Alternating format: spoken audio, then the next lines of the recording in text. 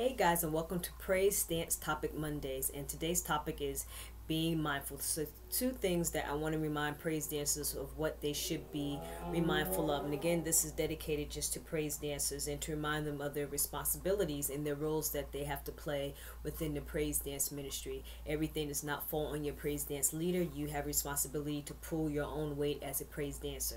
So, with that said, there's two things that you should be mindful of. Number one is the rehearsal space. The atmosphere within the rehearsal space is a place of worship, meaning you should not see it as a social gathering. It's not a gossip arena. It's not a meat market where you hook up with their brother and sister and get their number and y'all got plans afterwards. Nor is it a time to be active on social media.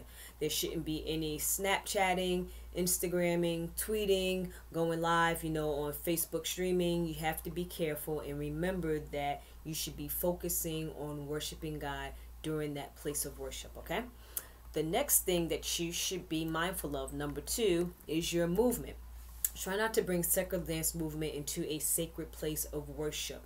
During the duration of your rehearsal time, whether it's an hour or two, you want to focus on four things. You want to focus on your why, your who, your what, and how. Why are you praise dancing? Who are you dancing for? What spiritual connections do you have to the praise song that your praise dance leader selected for you to minister to? And how can you incorporate dance movements that represents the characteristics and mindset of God?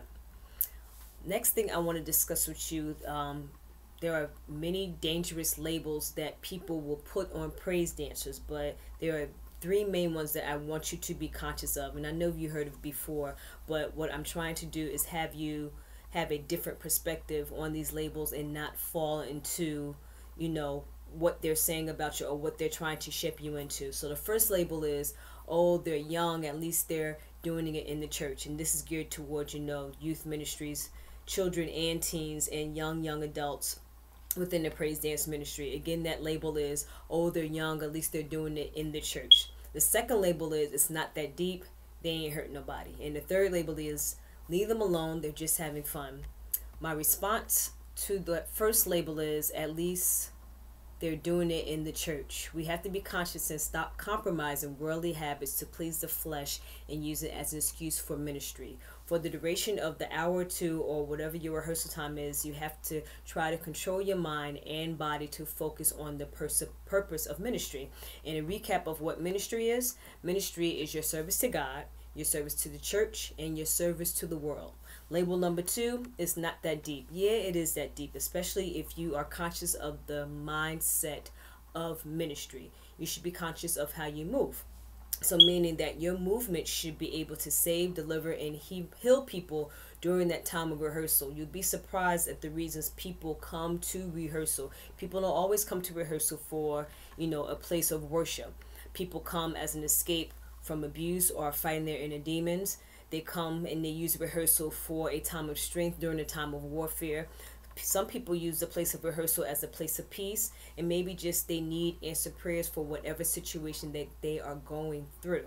So you got to stop being selfish and think about others and see rehearsal as a place of worship for, tending to those people's needs. With that said, there should be no room for twerking, doing the dab, the whip it and nay, hit the quan, the Bobby Schmurder, walking it out during a time of worship. So you have to be mindful of your movements and, again, how you are representing, the characteristics and the mindset of God. The third label is, oh, they're just having fun, leave them alone, they'll be okay. My response to that is there is a time and place for everything. Fun spirals out of control, and you must nip it in the bud in the beginning. And I'll give you an example. It'll start off as play, and then the play will turn into dance routines. Suddenly you're seeing little groups here and there, just practicing, dance routines, the latest dance craze. And you think, it's harmless. Pretty soon, those routines will turn into praise dances. Dancers have a habit of like, oh, well, let's try to show, our praise dance leader, what we did, trying to hoodwink and manipulate their movements and turn it into a praise dance. Pretty soon, what you'll notice is the praise dance and song selections are linked and put together into a place of worship. You must be careful. And if you don't believe me, if you think I'm playing, there are YouTube videos of praise dancers doing the nay and whatever secular dance that's going on within a place of worship. That is incorrect. And again, I'm going to say it. There's a time and place for everything. If you want to do those dances, do it outside of the church on your own time. There should be no need for the Quan or the whip and the nene or the Bobby Schmurder to be done in the place of worship. Praise dancers, you have a responsibility to be mindful that it is about ministry. And now recap again: ministry is about rendering your service to God, rendering your service to the church, rendering service to the world. So you must be conscious that your movements are a reflection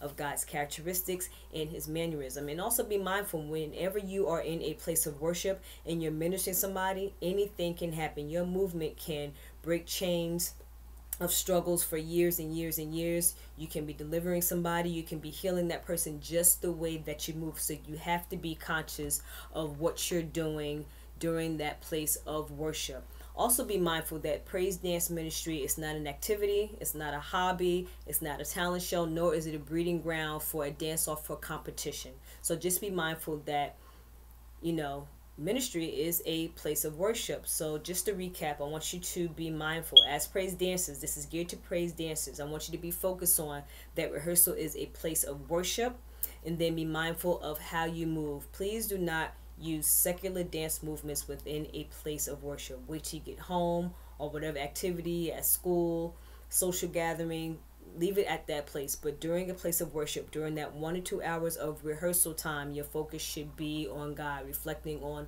who God is and reflecting on the song and how your movements can relate to, you know, how God has blessed you or whatever type of relationship you have with God. Try connecting your movements to your relationship with God. Okay, guys, please subscribe to the channel. I hope this was helpful and it gives you a different perspective on what ministry is. Subscribe to this channel. Please leave your comments in the box and be blessed. Have a good night.